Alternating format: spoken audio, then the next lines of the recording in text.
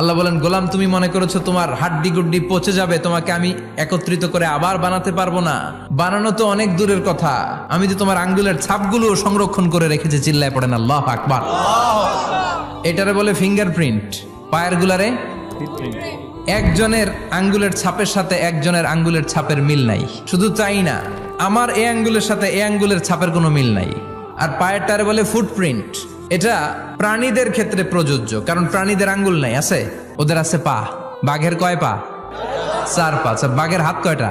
হাত নাই। ওদের পা, ফলে ওদের ফুটপ্রিন্ট লাগে। সুন্দরবনে কয়টা বাঘ আছে এটার একটা হিসাব আছে। কি করে বলে, কেমন করে হিসাব করে? বাঘের কাছে যে গুনে, চেহারা তো একরকম, একটারে 3 বার গুনবে। কিভাবে গনে তাহলে? বাঘসুমারি হয় কিভাবে? ফুটপ্রিন্ট, পায়ের ছাপ। একটা বাঘের পায়ের ছাপের সাথে আরেকটা বাঘের পায়ের ছাপের কোনো মিল নাই।